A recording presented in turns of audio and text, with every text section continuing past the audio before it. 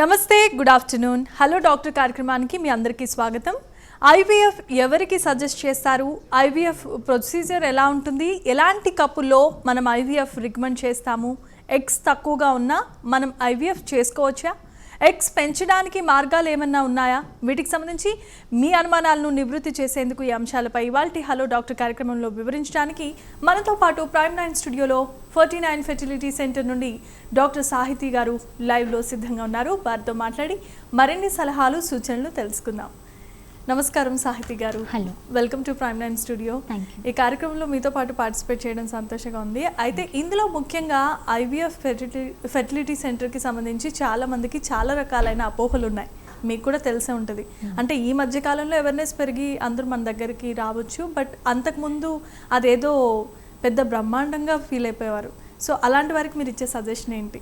Okay, so బేసికల్గా ఇప్పుడు IVF treatment ఇంతకు ముందుతో కంపేర్ చేస్తే ఇప్పుడు మనకి IVF treatment very reasonable and మనకి కొంచెం టైం ఫ్రెండ్లీ. అంటే మన టైంని బట్టి మనం ట్రీట్మెంట్ అనేది మనం ప్లాన్ చేసుకోవచ్చు. అండ్ సక్సెస్ రేట్స్ పరంగా కూడా ప్రీవియస్గా 1970s 1980s ఎప్పుడైతే ఐవీఎఫ్ ట్రీట్మెంట్ స్టార్ట్ అయిందో అప్పుడు మనకి సక్సెస్ రేట్స్ అనేవి 0.3 to 3% అలా ఉండేవి అనమాట. Multiple number of injections, painful injections ఉండేవి ప్రీవియస్గా. ఇప్పుడు రీసెంట్ అడ్వాన్సెస్లో ఏమైంది అంటే రీసెంట్ టెక్నిక్స్ వల్ల, రీసెంట్ అడ్వాన్సెస్ వల్ల మనకి ఐవీఎఫ్ ట్రీట్మెంట్ అనేది కొంచెం కాస్ట్ పరంగాను అండ్ టైం పరంగాను బెనిఫిషియల్గా అండ్ పేషెంట్ ఫ్రెండ్లీగా, అంటే పెయిన్లెస్ ప్రొసీజర్స్ ఉండడము, వీటన్నిటి వల్ల కూడా ఐవీఎఫ్ ట్రీట్మెంట్ అందరికీ అందుబాటులోకి వచ్చింది. అండ్ దీంతో పాటు అవేర్నెస్ కూడా కొంచెం పెరిగింది. అంటే మనం ఎన్ని ఇయర్స్ మ్యారేజ్ అయినాక ఎన్ని ఇయర్స్ ప్రెగ్నెన్సీ కోసం ట్రై చేయొచ్చు, ఎప్పుడు ప్రెగ్నెన్సీ కన్సీవ్ అవ్వకపోతే ఎప్పుడు హాస్పిటల్కి అప్రోచ్ అవ్వాలి అనే అవేర్నెస్ రావడం వల్ల కూడా ఈ ఐవీఎఫ్ ట్రీట్మెంట్లో సక్సెస్ రేట్స్ అనేవి ఇంక్రీజ్ అయ్యాయి ఇప్పుడు. ఓకే, సో డాక్టర్ సాహితి, ఇప్పుడు ఐవీఎఫ్ ట్రీట్మెంట్ అనేది ఎవరికి చేస్తారు, తర్వాత ఈ ట్రీట్మెంట్ ఏ విధంగా ఉంటుంది?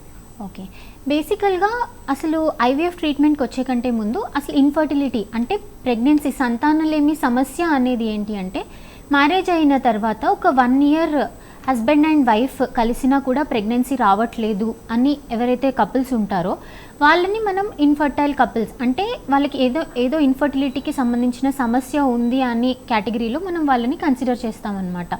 సో వీళ్ళల్లో దీంట్లో చాలా పద్ధతులు ఉంటాయి.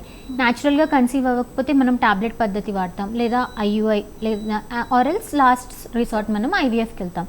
ఈ ఐవీఎఫ్ అంటే ఇన్విట్రో ఫర్టిలైజేషన్. ఇన్విట్రో ఫర్టిలైజేషన్ అంటే న్యాచురల్గా బాడీలో జరిగే ప్రాసెస్ని మనం బయట ల్యాబ్లో కల్చర్ చేసి, బేబీస్ని కల్చర్ చేసి మనం యూట్రస్లో ఇంప్లాంట్ చేస్తాం, ట్రాన్స్ఫర్ చేస్తాం అన్నమాట. సో ఇన్విట్రో ఫర్టిలైజేషన్ అంటే మనము ఫీమేల్కి అంటే వైఫ్కి ఒక day 2 నుంచి ఒక 10 or 12 days మనం ఇంజెక్షన్స్ ఇచ్చి పెరిగిన అండాశయాల్లో పెరిగిన ఎగ్స్ని మనం పికప్ చేసి దాన్ని హస్బెండ్ స్పర్మ్తో కలిపి, అంటే ఇక్సీ ప్రొసీజర్ చేస్తున్నాం మనం. ఐవీఎఫ్ అంటే ఇన్విట్రో ఫర్టిలైజేషన్. దీనికి తోడుగా ఇప్పుడు మనం ఇక్సీ అనే ప్రొసీజర్ని యాడ్ చేస్తున్నాం. ఇక్సీ అంటే ఇంట్రాసైటోప్లాస్మిక్ స్పర్మ్ ఇంజెక్షన్. ఈ ఇంట్రాసైటోప్లాస్మిక్ స్పర్మ్ ఇంజెక్షన్ ఏంటి అంటే మనం కలెక్ట్ చేసిన హస్బెండ్ సెమెన్ శాంపుల్లో నుంచి, కణాల శాంపుల్లో నుంచి మంచి స్పర్మ్స్ని సెలెక్ట్ చేసి డైరెక్ట్గా అండాశయం నుంచి తీసుకున్న ఎగ్లోకి మనం ఈ స్పర్మ్ అనేది ఇంజెక్ట్ చేస్తాం. ఇంజెక్ట్ చేసిన తర్వాత ఫర్టిలైజేషన్ జరిగి మనకి ఎంబ్రియోస్ అనేవి ఫామ్ అవుతాయి. ఈ ఫామ్ అయిన ఎంబ్రియోస్ని మనం ఫ్రీజింగ్లో పెట్టి మనం గర్భసంచి లైనింగ్ ప్రిపేర్ చేసి ఈ ఎంబ్రియోస్ని మనం ట్రాన్స్ఫర్ చేస్తాం. ఇది ఐవీఎఫ్ ఇక్సీ అనే పద్ధతి.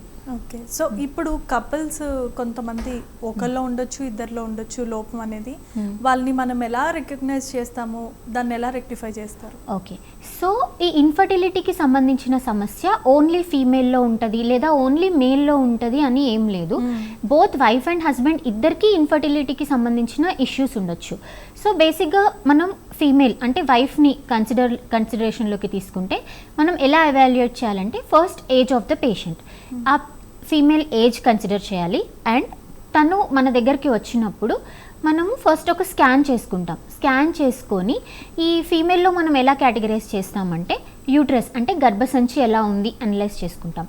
అండ్ అండాశయం, యూట్రస్కి మనకి 2 అండాశయాలు ఉంటాయన్నమాట. ఈ అండాశయాలు ఎలా ఉన్నాయి, అందులో ఎగ్ నంబర్ ఎంత ఉంది, ఎగ్ ఎవ్రీ టైం రిలీజ్ అవుతుందా లేదా, మనం వాళ్ళ హిస్టరీ అడిగితే మనకు తెలుస్తుంది. అండ్ ట్యూబ్స్ ఎలా ఉన్నాయి, ట్యూబ్స్ అనేవి మనకి స్కాన్లో కనిపించవు, బట్ మనం ట్యూబ్స్ కూడా ఎలా ఉన్నాయి అనేది మనం ఎవాల్యుయేట్ చేసుకుంటాం ఫర్దర్ ఇన్వెస్టిగేషన్స్. సో ఫీమేల్కి సంబంధించి అండ్ రెగ్యులర్గా పీరియడ్స్ వస్తున్నాయా లేదా ఇవన్నీ మనం హిస్టరీ అడిగి స్కాన్ చేసి మనం ఎవాల్యుయేట్ చేస్తాం ఫీమేల్కి సంబంధించి. మేల్స్లో ఎలా చేస్తాము అంటే వాళ్ళు మన దగ్గరికి వచ్చినప్పుడు రెగ్యులర్గా వాళ్ళ హస్బెండ్ అండ్ వైఫ్ కలిసినప్పుడు ఏమైనా ఇబ్బంది ఉంటుందా, ఆర్ ఎల్స్ సెమెన్ శాంపుల్ ఎర్లీగా ఏమైనా రిలీజ్ అయిపోతుందా, లేదా వాళ్ళు మన దగ్గరకు వచ్చినప్పుడు స్మోకింగ్, ఆల్కహాల్ ఇలాంటి అలవాట్లు ఏమైనా ఉన్నాయా. ఎందుకంటే ఈ హ్యాబిట్స్ వల్ల కూడా మనకి కణాల సంఖ్య అనేది తగ్గుతుంది అనమాట. ఇవన్నీ అనలైజ్ చేస్తాం. దీంతో పాటు మనం ఒక శాంపుల్, ఒక వీర్య కణాల శాంపుల్ టెస్టింగ్ చేస్తాం. టెస్ట్ చేసి దాంట్లో మనకు కావాల్సిన పారామీటర్స్ కరెక్ట్గా ఉన్నాయా లేదా అనేది చూసి అప్పుడు వైఫ్లో ప్రాబ్లం ఉందా, హస్బెండ్లో ప్రాబ్లం ఉందా ఏంటి అనేది మనం డయాగ్నోస్ చేస్తాం. డయాగ్నోస్ చేసి దాని ద్వారా ట్రీట్మెంట్ అనేది ప్లాన్ చేస్తాం. సో చాలా మందికి పీసీఓడి ప్రాబ్లమ్స్ ఎక్కువగా ఉంటాయి లేడీస్కి, తర్వాత ఎగ్స్ క్యాల్కులేషన్ కూడా తక్కువ ఉంటుంది, వాళ్ళు కూడా ఐవీఎఫ్ చేయొచ్చు అంటారు. ఓకే, సో పీసీఓఎస్ అనేది ఒక క్రైటీరియా అండ్ ఎగ్ నెంబర్ తక్కువ ఉన్న వాళ్ళు ఇంకొక క్రైటీరియా. సో ఫస్ట్ మనం పీసీఓఎస్ గురించి మాట్లాడుకుంటే ఇది పాలిసిస్టిక్ ఓవేరియన్ సిండ్రోమ్ అంటాం.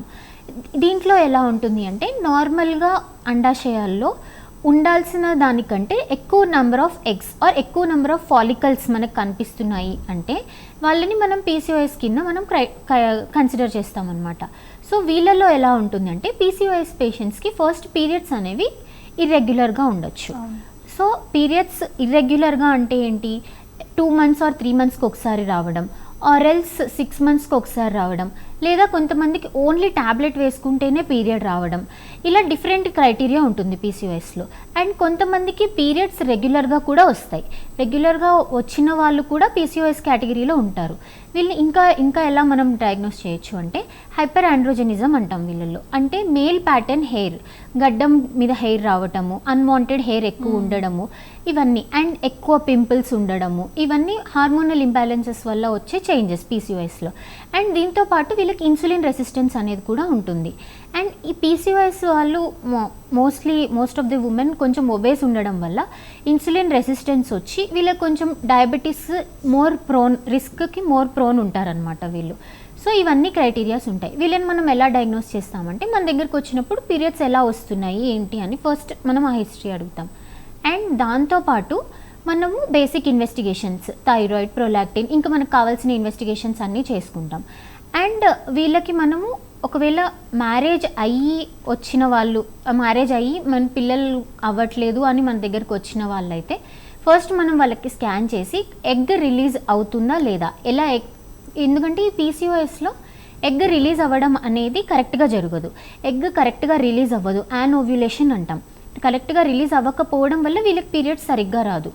ఎగ్ కరెక్ట్ టైంలో రిలీజ్ అవ్వకపోవడం వల్ల హస్బెండ్ అండ్ వైఫ్ ఆ పర్టికులర్ టైమ్స్లో మీట్ అయినా కూడా ఫర్టిలైజేషన్ అనేది సరిగ్గా జరగకపోవడం వల్ల ఈ పీసీఓఎస్లో ప్రెగ్నెన్సీ అనేది ఎర్లీగా రాకపోవడం, ఈ ఇష్యూస్ అనేవి ఉంటాయన్నమాట. సో ఇప్పుడు ఈ ప్రాబ్లమ్స్ అన్నిటికీ రిజల్యూషన్ మీ దగ్గర ఎలా అయితే ఉంటుందో అలాగే ఎగ్స్ కౌంట్ని కూడా పెంచేదానికి ఏమైనా మార్గాలు ఉన్నాయి? ఓకే, సో బేసిక్గా మనం ఎప్పుడైతే ఫీమేల్ పుట్టినప్పుడు మనం ఒక పర్టికులర్ నెంబర్ ఆఫ్ ఎగ్స్, ఒక సెట్ ఆఫ్ ఎగ్స్తోనే మనం పుడతామన్నమాట.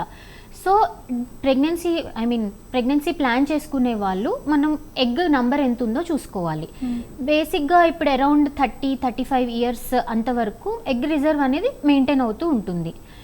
ఎగ్ నెంబర్ ఎప్పుడైతే తగ్గడం స్టార్ట్ అయ్యిందో, ఎగ్ నెంబర్ తగ్గిన తర్వాత ఆ ఎగ్ నెంబర్ పెంచుకోవడానికి మన దగ్గర ఎటువంటి ట్రీట్మెంట్ ఉండదు. ఓకే, అండ్ ఎగ్ నంబర్ తగ్గుతుంది అని మనం ఫర్టిలిటీ ట్రీట్మెంట్స్ని డిలే చేయడం అలా చేయకూడదు. ఎందుకంటే ఎవ్రీ మంత్ ఒక పర్టికులర్ సెట్ ఆఫ్ ఎగ్స్ మనకి రిక్రూట్ అవుతాయి. ఎవ్రీ మంత్ ఒక పర్టికులర్ సెట్ ఆఫ్ ఎగ్స్ మనకు ఓవ్యులేషన్ జరిగిపోతూ ఉంటాయి. So as the age increases egg number అనేది మనకు తగ్గుతూ ఉంటుంది. మనం ఈ ఎగ్ నెంబర్ తగ్గుతూ ఉన్న వాళ్ళు మనం ఓన్లీ ఎగ్ క్వాలిటీ కోసం ట్రీట్మెంట్ అనేది ఇవ్వచ్చు. ఎగ్ నెంబర్ పెరగడానికి యాజ్ సచ్ ట్రీట్మెంట్స్ అయితే ఏమీ ఉండవు. ఓకే, సో ఇప్పుడు మన దగ్గరకు వచ్చిన పేషెంట్స్ ఐవీఎఫ్ ట్రీట్మెంట్ తీసుకున్నప్పుడు ఆ ఐవీఎఫ్ ఫీమేల్ ఒక్కరే డైట్ చేయాలా, లేదంటే ఇద్దరు వైఫ్ అండ్ హస్బెండ్ ఇద్దరు కూడా ట్రీట్మెంట్? సో ఐవీఎఫ్ ట్రీట్మెంట్ చేసినప్పుడు హస్బెండ్ కణాలు తీసుకుంటాము అండ్ వైఫ్ ఎగ్స్ కూడా మనం తీసుకుంటాం. So quality of food or quality of lifestyle both wife and హస్బెండ్లో ఇంపార్టెంట్ రోల్ ప్లే చేస్తుంది అనమాట. ఎందుకు అంటే ఇప్పుడు మనం స్మోకింగ్, ఇందాక చెప్పినట్టు స్మోకింగ్, ఆల్కహాల్ ఇవన్నీ ఏం చేస్తాయంటే మన కణాల సంఖ్యని తగ్గిస్తాయి, కణాల క్వాలిటీ తగ్గిస్తాయి. అండ్ స్పర్మ్లో డిఎఫ్ఐ అని ఒక పారామీటర్ ఉంటుంది, డిఎన్ఏ ఫ్రాగ్మెంటేషన్ ఇండెక్స్. అంటే మన లైఫ్ స్టైల్, మన హ్యాబిట్స్ వల్ల స్పర్మ్లో ఉన్న డిఎన్ఏ కానీ ఇవి కొంచెం తగ్గి క్వాలిటీ తగ్గే ఇష్యూస్ ఉంటాయి. సో ఐవీఎఫ్ కోసం ట్రై చేసేవాళ్ళు ఆర్ఎల్స్ యాజ్ సచ్ ప్రెగ్నెన్సీ కోసం ట్రై చేసేవాళ్ళు బేసిక్ లైఫ్ స్టైల్ మోడిఫికేషన్స్ చేసుకుంటే బెటర్. అది ఒకటి సరిపోతుంది అంటే ఇవి కొంచెం బేసిక్ లైఫ్ స్టైల్ మోడిఫికేషన్స్ అంటే యాక్టివ్ మెటబాలిక్ ఎక్సర్సైజ్ చేసుకోవడం, అండ్ డైట్లో మోస్ట్లీ ప్రోటీన్ ఉన్న ఫుడ్ తినడం, యాంటీ ఆక్సిడెంట్స్ రిచ్ ఫుడ్ తినడం. ఎందుకంటే ఈ లైఫ్ స్టైల్, ఈ పొల్యూషన్ వీటన్నిటి వల్ల మన బాడీలో రియాక్టివ్ ఆక్సిజన్ స్పీషీస్ అనేవి ఎక్కువ అవుతూ ఉంటాయి అన్నమాట. బోత్ మేల్ అండ్ ఫీమేల్ ఇద్దరిలో ఇవి ఎక్కువ అవ్వడం వల్ల మనకి ఈ గ్యామెట్స్ అంటే అండాలు అండ్ కణాలు క్వాలిటీ మీద ఇంపాక్ట్ చూపిస్తుంది. సో మన డైట్ ఇవన్నీ మోడిఫికేషన్స్ చేసుకుంటే, యాంటీ ఆక్సిడెంట్స్ రిచ్ ఫుడ్ తీసుకుంటే కొంచెం బెటర్గా ఉంటుంది. సో దానివల్ల ఏంటంటే మొత్తం హార్మోనల్ బ్యాలెన్స్ అంతా అయ్యి పుట్టే బేబీ కూడా హెల్తీగా పుట్టచ్చు. సో ఐవీఎఫ్ ట్రీట్మెంట్ వల్ల, ఈ ట్రీట్మెంట్ ఇవ్వడం వల్ల బేబీలో ఎలాంటి కాంప్లికేషన్స్ అయితే ఏముండవు. మనకి నార్మల్ కన్సెప్షన్లో బేబీస్ ఎలా ఉంటారో ఐవీఎఫ్లో కూడా బేబీ అలాగే ఉంటారు. న్యాచురల్గా మన బాడీలో రిలీజ్ అయ్యే హార్మోన్స్ వల్ల ఎగ్స్ గ్రో అయ్యి, ఎగ్ రిలీజ్ అయ్యి ఫర్టిలైజేషన్ జరిగి బేబీ అనేది కన్సీవ్ అవుతుంది, నార్మల్ ప్రాసెస్. మనం ఐవీఎఫ్లో ఏం చేస్తున్నాము అంటే మనం బయట నుంచి ఆ హార్మోన్ పేషెంట్కి ఇచ్చి ఆ ఎగ్స్ అనేవి కలెక్ట్ చేసి మనము ల్యాబ్లో గ్రో చేసి పెడతాం. దీనివల్ల బేబీ నార్మల్ బేబీసే పుడతారు, వీళ్ళకి ఐక్యూ డిఫరెన్సెస్ కానీ ఎలాంటి ప్రాబ్లమ్స్ అయితే ఏమీ ఉండవు. మామూలు పిల్లలు ఎలా ఉంటారు వీళ్ళు కూడా అలాగే ఉంటారు. మామూలు కిడ్స్ ఎలా ఉంటారు, ఐవీఎఫ్ ద్వారా డెలివరీ అయిన కిడ్స్ కూడా నార్మల్ హెల్తీ బేబీసే ఉంటారు. ఇంకా మదర్ పొజిషన్ ఎలా ఉంటుంది ఆ తర్వాత? సో నార్మల్గా అందరికీ ఎలా ఉంటుందంటే ఐవీఎఫ్ ఇంజెక్షన్స్ తీసుకుంటే చాలా సైడ్ ఎఫెక్ట్స్ ఉంటాయి ఇవన్నీ అంటారు. సో ఈ ఐవీఎఫ్ ఇంజెక్షన్స్ అనేవి మనము షార్ట్ టర్మ్గా ఇస్తామన్నమాట. దీనివల్ల మనకు సైడ్ ఎఫెక్ట్స్ ఉండవు. మనం ఎన్ని డేస్, ఇప్పుడు 10 days ఇంజెక్షన్స్ ఇస్తే ఆ ఇంజెక్షన్ యొక్క ఎఫెక్ట్ అనేది మనకు ఆ 10 days మాత్రమే ఉంటుంది, ఆ 10 days మాత్రమే ఉంటుంది. అండ్ ఆ ఇంజెక్షన్స్ వల్ల సైడ్ ఎఫెక్ట్స్ ఏమీ ఉండవు. అండ్ మదర్కి కూడా మనం ఎంబ్రియో ట్రాన్స్ఫర్ చేసిన తర్వాత బేబీ 9 months తర్వాత డెలివరీ అయ్యాక కూడా మనకు పెద్దగా సైడ్ ఎఫెక్ట్స్ అయితే ఏమీ ఉండవు, ఏమీ ఉండవు. సో మీతో మాట్లాడడానికి ఒక కాలర్ కూడా సిద్ధంగా ఉన్నారు. ఓకే, స్పందన గారు కావలి నుండి కాల్ చేస్తున్నారు. నమస్కారం స్పందన గారు. నమస్తే. డాక్టర్ సాహితి గారు ఉన్నారు, మీకున్న డౌట్ ఏంటో అడగండి. హలో చెప్పండి. నమస్తే మేడం. నమస్తే అమ్మా, చెప్పండి. నా పేరు స్పందన గారు, మీరు కొంచెం గట్టిగా మాట్లాడే ప్రయత్నం చేయండి. ఎందుకనంటే ఒకవేళ మీరు కనుక టీవీ చూస్తున్నట్లయితే టీవీ వాల్యూమ్ని తగ్గించి డాక్టర్ సాహితి గారితో మాట్లాడడానికి ప్రయత్నం చేయండి. మాట్లాడండి please, continue. Okay, maybe call disconnect అయింది. ఇప్పుడు ఇన్ఫెర్టిలిటీలో ఈ చాలా రకాల ట్రీట్మెంట్ చెప్పారు, ఐవీఎఫ్ చెప్పారు, తర్వాత ఐయుఐ అని కూడా అని చెప్తున్నారు. దీనికి దానికి తేడా ఏంటి doctor? Okay, normal IUI and ఐవీఎఫ్కి డిఫరెన్స్ ఏంటి అంటే, ఐయుఐ అంటే ఇంట్రాయూట్రైన్ ఇన్సెమినేషన్. దీంట్లో మనం ఏం చేస్తాము అంటే నార్మల్గా హస్బెండ్ అండ్ వైఫ్ కలిసినప్పుడు రిలీజ్ అయిన సెమెన్ శాంపుల్, వెజైనాలో రిలీజ్ అయిన సెమెన్ శాంపుల్లో నుంచి కదలికలు బాగా ఉన్న స్పర్మ్స్ అనేవి మనకి యూట్రస్లోకి వెళ్ళి, అంటే గర్భసంచి లోపలికి వెళ్ళి అప్పుడే రిలీజ్ అయిన అండంతో అవి రెండు మీట్ అయ్యి మనకు బేబీ అనేది ఫామ్ అయ్యి ప్రెగ్నెన్సీ వస్తుంది. సో ఈ ఐయుఐలో ఏంటి అంటే ఇంట్రాయూట్రైన్ ఇన్సెమినేషన్. ఇది మనం ఎవరికి అడ్వైస్ చేస్తాము అంటే హస్బెండ్ అండ్ వైఫ్ కలవడంలో ఏదైనా ఇబ్బంది ఉండి ఆర్ఎల్స్ సెమెన్ శాంపుల్ అనేది మనకి కరెక్ట్గా డిపాజిట్ అవ్వట్లేదు అండ్ ఇంకా కొన్ని ఫ్యాక్టర్స్ ఉంటాయండి. ఈ ఫ్యాక్టర్స్ ఉన్నప్పుడు మనం ఇంట్రాయూట్రైన్ ఇన్సెమినేషన్ అనేది రికమెండ్ చేస్తాం. సో ఈ ఇంట్రాయూట్రైన్ ఇన్సెమినేషన్లో ఏం చేస్తాము అంటే పీరియడ్ వచ్చిన 2వ రోజు నుంచి మనం పేషెంట్ని ఒకసారి రమ్మంటాం. వచ్చిన తర్వాత మనం స్కాన్ చేసి బేసిక్గా ఇన్వెస్టిగేషన్స్ చేసి అప్పటి నుంచి ఎగ్ గ్రో అవ్వటానికి మనం కొన్ని టాబ్లెట్స్ ఇస్తాం. And depending on the patient వాళ్ళు ముందు ఎన్నిసార్లు ట్రై చేశారు ఇవన్నిటిని బట్టి మనకి ఇంజెక్షన్ అవసరమా లేదా అని పేషెంట్ని బట్టి మనం కొన్ని ఇంజెక్షన్స్ అనేవి వాళ్ళకి అడ్వైస్ చేస్తాం. ఈ ఈ ఇంజెక్షన్స్ ఇచ్చిన తర్వాత వాళ్ళని పీరియడ్ వచ్చిన తర్వాత ఆ మందులు వాడిన తర్వాత డే 10 ఆర్ డే 11 పిలిచి మనం ఒక స్కాన్ చేస్తాం. స్కాన్ చేసి ఎగ్ అనేది కరెక్ట్గా గ్రో అయిందా లేదా, కరెక్ట్ సైజ్ 18 to 20 mm ఆ సైజ్ గ్రో అయిందా లేదా చూసుకొని మనము వాళ్ళకి ట్రిగర్ ఇంజెక్షన్ ఇస్తాం. సో బేసిక్గా ఈ ట్రిగర్ ఇంజెక్షన్ ఏం చేస్తుంది అంటే ఈ గ్రో అయిన ఫాలికల్ నుంచి ఎగ్ రిలీజ్ అవ్వటానికి హెల్ప్ చేస్తుంది. ఈ రిలీజ్ అయిన ఎగ్ రిలీజ్ అయినప్పుడు మనం ఇచ్చిన trigger injection and egg release అయ్యే టైం ఇదంతా మనం క్యాలిక్యులేట్ చేసుకొని ట్రిగర్ ఇంజెక్షన్ ఇచ్చిన 36 to 38 hours లోపల మనం ఇంట్రాయూట్రైన్ ఇన్సెమినేషన్ అనేది ప్లాన్ చేస్తాం. ఇప్పుడు ఇక్కడ హస్బెండ్ని మనం ఐయుఐ ప్లాన్ చేసిన రోజు హస్బెండ్ కణాల శాంపిల్ ఇవ్వాల్సి ఉంటుంది. ఆ ఇచ్చిన శాంపిల్ని మనం ల్యాబ్లో ప్రాసెస్ చేసి అందులో యాక్టివ్గా మంచి కదలిక ఉన్న కణాలని సెలెక్ట్ చేసి మనము గర్భసంచి ఫీమేల్ గర్భసంచిలోకి మనము ఇంజెక్ట్ చేస్తామన్నమాట. ఇది చాలా పెయిన్లెస్ ప్రొసీజర్. దీంట్లో మనం ఏం చేస్తాము అంటే చిన్న ఒక క్యాథెటర్ ఉంటుంది, అది గర్భసంచి ద్వారం ద్వారా గర్భసంచి లోపలికి పెట్టి దాంట్లో నుంచి మనం హస్బెండ్ సెమెన్ శాంపిల్ అనేది రిలీజ్ చేస్తాం. ఈ రిలీజ్ చేసిన తర్వాత బేసిక్గా ఈ ఐయుఐలో ఏంటి అంటే స్పర్మ్ డెన్సిటీ అంటే కణాల డెన్సిటీ ఎక్కువ ఉంటుంది. న్యాచురల్గా ట్రై చేసినప్పుడు ఎగ్ రిలీజ్ అవ్వడం అండ్ హస్బెండ్ అండ్ వైఫ్ కలవడం ఇవన్నీ టైం కోరిలేషన్ కొన్నిసార్లు మనకు కరెక్ట్గా తెలుసుకోలేకపోవచ్చు. ఈ ఐయుఐలో మనం ఎగ్జాక్ట్ ఎగ్ రిలీజ్ అయ్యే టైంని మనం క్యాలిక్యులేట్ చేసి స్పర్మ్స్ కావాల్సిన దానికంటే న్యాచురల్గా కలిసినప్పుడు ఉన్న దానికంటే కూడా ఈ ఐయుఐ ద్వారా సెమెన్ డెన్సిటీ అనేది మనం పెంచినప్పుడు ఆ రిలీజ్ అయిన ఎగ్గుతో ఈ స్పర్మ్ శాంపిల్ కలిసి ఫర్టిలైజేషన్ జరిగి మనకి ప్రెగ్నెన్సీ వచ్చే ఛాన్సెస్ ఉంటాయి. సో ఐయుఐలో మనకి డాక్టర్ సాహితి ఇది మనం కంటిన్యూ చేద్దాము. ఇందాక కాల్ చేసిన స్పందన గారు ఇంకా లైన్లో ఉన్నారు. నమస్కారం స్పందన గారు. నమస్తే మేడం. డాక్టర్ సాహితి గారు ఉన్నారు, మాట్లాడండి. చెప్పండి స్పందన గారు. పిల్లలు కావాలి. మీ వయసు ఎంతమ్మా? పెళ్ళై ఎన్ని సంవత్సరాలు అవుతుంది? 4 years. పెళ్ళై 4 years అవుతుంది. మీ వయసు ఎంత? 30 సంవత్సరాలండి. సో పెళ్ళై 4 సంవత్సరాలు అవుతుంది కాబట్టి మీకు ఇప్పటి వరకు ఎప్పుడైనా స్కాన్ చేయించుకున్నారా అండి? అండాలు కరెక్ట్గా ఉన్నాయా, కరెక్ట్గా రిలీజ్ అవుతుందా, అలాంటి స్కాన్స్ ఏమైనా చేయించారా? 2 పాపలండి. 2 పాపలు ఉన్నారా? ఓకే. పిల్లలు కాకుండా ఆపరేషన్ అయిందా అండి? అయిందండి. ఓకే. సో బేసిక్గా పిల్లలు కాకుండా ఆపరేషన్ అయిన వాళ్ళకి మనము ఐవీఎఫ్ పద్ధతి అనేది అడ్వైస్ చేస్తామండి. ఇది కాకుండా కూడా మనము పిల్లలు కాకుండా ఆపరేషన్ ఎన్ని సంవత్సరాలు అవుతుంది?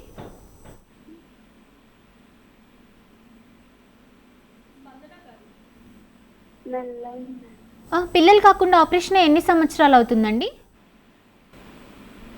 మమ్మీకి తెలుసు. 1 year అవుతుందా? ఓకే. సో ఒకసారి పిల్లలు కాకుండా ఆపరేషన్ అయ్యింది అంటే మనకి ఇక్కడ 2 పాసిబిలిటీస్ ఉంటాయండి. ఒకటి ట్యూబల్ రీకానలైజేషన్, అంటే పిల్లలు కాకుండా ఆపరేషన్ జరిగిన తర్వాత ట్యూబ్స్ అనేవి మనం అక్కడ కట్ చేస్తాం. మనం రీకానలైజేషన్ సర్జరీ అనేది ప్లాన్ చేసుకోవచ్చు. ఆర్ ఎల్స్ మనము ఐవీఎఫ్ పద్ధతి అడ్వైస్ చేయొచ్చు. ఈ ట్యూబల్ రీకానలైజేషన్ ప్రొసీజర్లో ఏంటి అంటే ఆల్రెడీ ఈ డ్యామేజ్ అయిన ట్యూబ్స్ని మనం సర్జరీ ద్వారా జాయిన్ చేస్తాం. జాయిన్ చేసిన తర్వాత కూడా కంపల్సరీ ప్రెగ్నెన్సీ వస్తుంది అన్న గ్యారంటీ అయితే మనం ఇవ్వలేము. ఎందుకంటే ట్యూబ్స్లో సీలియా అనే ఉంటాయన్నమాట. ఇవి ట్యూబ్ మూమెంట్కి అండ్ ఎగ్ స్పర్మ్ మీట్ అవ్వటానికి అండ్ తయారైన పిండం ట్యూబ్ నుంచి మళ్ళీ గర్భసంచిలోకి రావటానికి ఈ సీలియా అనేవి మనకి హెల్ప్ అవుతుంది. ఈ ట్యూబల్ సర్జరీస్లో ఏమవుతుంది అంటే సీలియాస్ అనేవి డ్యామేజ్ అయ్యి మనకి రీకానలైజేషన్ అంటే ట్యూబ్స్ ఓపెన్ అవ్వటానికి మనం సర్జరీ చేసినా కూడా మనకి సక్సెస్ రేట్స్ అనేవి కొంచెం తక్కువగా ఉంటాయి. అండ్ ఒక్కసారి మనం సర్జరీ ట్యూబ్స్ ఓపెనింగ్ కోసం సర్జరీ చేసిన తర్వాత కూడా ట్యూబ్స్ ఓపెన్ ఉన్నాయా లేదా అనేది మనం మళ్ళీ రీవాల్యుయేట్ చేసుకొని అప్పుడు ప్రెగ్నెన్సీ కోసం ట్రై చేయాల్సి ఉంటుంది. ఈ యొక్క పద్ధతి. ఇంకొకటి ఐవీఎఫ్ ఉంటుంది. ఐవీఎఫ్లో ఏంటి అంటే మనకి ట్యూబ్స్తో సంబంధం ఉండదు. మనం ఇంజెక్షన్స్ ఇచ్చి ఎగ్ బయటికి తీసి స్పర్మ్తో కలిపి స్పర్మ్ కలిపిన తర్వాత ఎంబ్రియోని మనం డైరెక్ట్గా ట్రాన్స్ఫర్ చేస్తాం. దీంట్లో ఏంటి అంటే ఈ ట్యూబల్ సర్జరీస్ చేసిన తర్వాత మనకి కొన్నిసార్లు ట్యూబ్స్లో ప్రెగ్నెన్సీ వచ్చే ఛాన్స్ అండ్ ప్రెగ్నెన్సీ అసలు కన్సీవ్ అవ్వకుండా ఉండే రిస్క్ రేట్స్ ఎక్కువ ఉంటాయి అన్నమాట. సో బెటర్ మనము ట్యూబల్ రీకెనలైజేషన్ సర్జరీ కంటే ఐవీఎఫ్ ఆప్ట్ చేసుకుంటే బెటర్ అమ్మ మీకు. రైట్ డాక్టర్, మరొక కాలర్ కూడా సిద్ధంగా ఉన్నారు. మాధురి గారు తిరుపతి నుండి కాల్ చేస్తున్నారు. నమస్కారం మాధురి గారు. మేడం. డాక్టర్ సాహితి గారు ఉన్నారు, మీకున్న సందేహం ఏంటో అడిగి తెలుసుకోండి. Hello, good afternoon madam. చెప్పండి అమ్మా. Good afternoon madam. Good afternoon చెప్పండి. My name is Madhuri madam. నా ఏజ్ వచ్చి 29 రన్నింగ్ అవుతుంది. Okay. 29 years. I'm unmarried. But 6 months back PCOS problem ఉందని డాక్టర్ చెప్పారు. గైనకాలజిస్ట్ కన్సల్ట్ అయ్యాను. అది పీరియడ్ అంటే ఓవర్ఫ్లో కూడా ఏముండదు, జస్ట్ ఫ్లో ఉంటుంది అంతే. వన్ డే అవుతుంది, ఇంకో డే ఫ్లో అనేది ఉండదు. అలా స్కానింగ్ అంతా చేసి పీసీఓఎస్ ఉంది, జస్ట్ మేడం ట్రీట్మెంట్ ఇచ్చారు. అది 6 months తర్వాత ఓకే, అంతా బాగానే ఉంది, రెగ్యులర్గా వస్తున్నాయి పీరియడ్స్ అంతా. ఇప్పుడు మళ్ళీ ఒక 10 days తర్వాత అలా పోస్ట్గా వస్తుంది మ్యామ్. ఇప్పుడు 6 months ట్రీట్మెంట్ తీసుకున్నాక పీరియడ్స్ బాగానే వచ్చాయి, కానీ ఇప్పుడు మళ్ళీ మీకు పీరియడ్స్ లేట్గా వస్తున్నాయి అంటున్నారా? అవును మ్యామ్. అంటే నేను మెడికేషన్ కూడా ఒక 2 months మేడం ఒక 15 days ఇచ్చారనమాట. సో ఆ 15 days మాత్రమే నేను యూజ్ చేశాను. తర్వాత రెగ్యులర్ అయిపోయింది, ఏం లేదు, అంతా రెగ్యులర్ అయిపోయింది. నేను లైఫ్ స్టైల్ అవన్నీ చేంజ్ చేసుకోమన్నారు మేడం. యాక్చువల్లీ నేను ఐటీ ఎంప్లాయ్. నేను అంటే కూర్చొనే సిస్టమ్ ముందే చేయాలి. అలా మేడం అలా చెప్పారు, నువ్వు బాడీకి ఖచ్చితంగా ఎక్సర్సైజ్ ఇవ్వాలి, నీ లైఫ్ స్టైల్ చేంజ్ చేసుకుంటే ఏ ప్రాబ్లం ఉండదు, రెగ్యులర్ అయిపోతాయి అన్నారు. కానీ నాకు భయం వేస్తుంది మేడం. అంటే 6 months బాగానే ఉంది, మళ్ళీ ఇలా వచ్చేస్తుంది. అంటే నేను ఏం చేంజ్ చేసుకోవాలంటే ట్రీట్మెంట్ అవసరమా ఏంటి అని, అంటే ఫోబియా కూడా నాకు ఉంది. అంటే ఏవేవో నేను రెగ్యులర్గా ఫాలో అవుతుంటాను. ఓకే. సో బేసిక్గా పీసీఓఎస్లో ఎలా ఉంటుంది అంటే మనము బేసిక్ లైఫ్ స్టైల్ మోడిఫికేషన్స్ అంటే regular exercise, diet, protein rich food తినాలి, యాంటీ ఆక్సిడెంట్స్ రిచ్ ఫుడ్ తినాలి, compulsory daily 45 to 50 minutes exercise అనేది మనం కంపల్సరీ చేసుకోవాల్సి ఉంటుంది. అండ్ దీంతో పాటు మీరు లాస్ట్ టైం వెళ్ళినప్పుడు మీరు ఆల్రెడీ ట్రీట్మెంట్ తీసుకున్నా అని చెప్తున్నారు. ఈ పీసీఓఎస్లో ఏంటి అంటే వీళ్ళకి ఫ్లో తక్కువగానే ఉంటుంది అండ్ పీరియడ్స్ కూడా ఇర్రెగ్యులర్గానే ఉంటాయి. కాకపోతే మనం ఉన్న వెయిట్ కంటే ఒక 10% వెయిట్ రిడక్షన్ అనేది ప్లాన్ చేస్తే ఆటోమేటిక్గా పీరియడ్స్ అనేవి రెగ్యులరైజ్ అవుతాయి. అండ్ వీళ్ళలో హార్మోనల్ ఇంబ్యాలెన్సెస్ అనేవి మనకి కొంచెం లాంగ్ పీరియడ్ వరకు కంటిన్యూ అవుతాయి. సో ట్రీట్మెంట్ ఇప్పుడు వీళ్ళకి పీసీఓఎస్లో మనం హార్మోనల్ పిల్స్ ఇవ్వడం జరుగుతుంది. సో హార్మోనల్ పిల్స్ ఇచ్చినప్పుడు కొన్నిసార్లు ఆ హార్మోనల్ ఇంబ్యాలెన్స్ సెట్ అయ్యి పీరియడ్స్ అనేవి రెగ్యులరైజ్ అవుతాయి. మళ్ళీ కొన్ని డేస్ తర్వాత ఈ స్ట్రెస్ అండ్ లైఫ్ స్టైల్లో మళ్ళీ చేంజెస్, కొంచెం వెయిట్ పుట్ ఆన్ అయినా, ఇన్సులిన్ రెసిస్టెన్స్, వీటన్నిటి వల్ల ఏమవుతుందంటే మళ్ళీ హార్మోనల్ ఇంబ్యాలెన్సెస్ అనేది వచ్చి పీరియడ్స్ అనేవి మళ్ళీ ఇర్రెగ్యులర్ అయ్యే ఛాన్సెస్ ఉంటాయన్నమాట. So constant life style modifications, constant exercise ఇవన్నీ చేసుకుంటూ ఉండాలి. And compulsory every month period రావాలి అని అయితే ఏమీ లేదు. మనకి in a year around 8 cycles మనకి పీరియడ్ వచ్చినా సరిపోతుంది. అది కూడా మనకు పిల్ ఫ్రీ పీరియడ్, అంటే పిల్స్ ఏమీ తీసుకోకుండా with natural life style modifications మనకి పీరియడ్స్ వస్తున్నాయి అంటే it's okay, nothing to worry. But మీకు ఇంకా male pattern hair, acne, weight gain ఇలాంటివి ఇంకా ఎక్కువ ఉన్నాయి అంటే మనం కాన్స్టెంట్గా under supervision, under treatment, every 3 monthsకి మనం స్కాన్ చేసుకోవడం, ఇవన్నీ మనం ఫాలో అవుతే బెటర్. ఎస్, ఇంకొక లాస్ట్ కాలర్ కూడా సిద్ధంగా ఉన్నారు. రామ్ గారు విజయవాడ నుండి కాల్ చేస్తున్నారు. నమస్కారం రామ్ గారు. బట్ అన్ఫార్చునేట్లీ డిస్కనెక్ట్ అయింది. సో ఇప్పుడు మన ఈ ట్రీట్మెంట్స్ ద్వారా సక్సెస్ రేట్ ఏ విధంగా ఉంటుంది, ఇవి తీసుకోవడం వల్ల ఎలాంటి ప్రమాదం లేదని మీరు ప్రజలకు ఇచ్చే మెసేజ్ ఏంటి? ఓకే. సో నార్మల్ ఇందాక చెప్పినట్టు ఐయుఐ పద్ధతి అంటే చిన్న పద్ధతి. ఐయుఐ పద్ధతిలో మనకి సక్సెస్ రేట్స్ అనేవి అరౌండ్ 10 to 12%. అంటే ఒక సైకిల్లో మనం ఒక 10 patientsకి చేస్తే ఐదర్ 1 or 2 members పాజిటివ్ వచ్చే ఛాన్స్ ఉంటుంది. అండ్ ఐవీఎఫ్ సక్సెస్ రేట్స్కి వస్తే అరౌండ్ 65% మనకి సక్సెస్ రేట్ అయితే ఉంది. సో ఈ ఐవీఎఫ్ ట్రీట్మెంట్లో అండ్ ఆర్ఎల్స్ ఐయుఐ ట్రీట్మెంట్లో ఏ ఇన్ఫర్టిలిటీ ట్రీట్మెంట్ తీసుకున్నా కూడా సైడ్ ఎఫెక్ట్స్ అనేవి చాలా తక్కువ. ఈ ఐవీఎఫ్ ట్రీట్మెంట్లో మనం ఇచ్చే ఇంజెక్షన్స్ వీటి వల్ల సైడ్ ఎఫెక్ట్స్ ఏముండవు. అండ్ డెలివరీ అయ్యే బేబీస్ కూడా నార్మల్ హెల్దీ బేబీస్, న్యాచురల్గా ఎలా అయితే బేబీస్ ఉంటారో అలాగే ఉంటారు. అండ్ మదర్కి కానీ బేబీస్కి కానీ ఎటువంటి సైడ్ ఎఫెక్ట్స్ ఉండవు. ఓకే డాక్టర్, సో సంతానలేమితో బాధపడుతున్న వారికి చాలా మంచి విషయాలు తెలియజేశారు, అలాగే కాలర్స్తో కూడా మాట్లాడారు. ఇంత టైంని మా కోసం ఇచ్చినందుకు thank you so much. So doctor Sahithi గారితో ఫెర్టిలిటీకి సంబంధించిన ఎన్నో అప్డేట్స్ని మనం తెలుసుకున్నాము. మరొక కార్యక్రమంలో మళ్ళీ కలుసుకుందాము. అంతవరకు చూస్తూనే ఉండండి.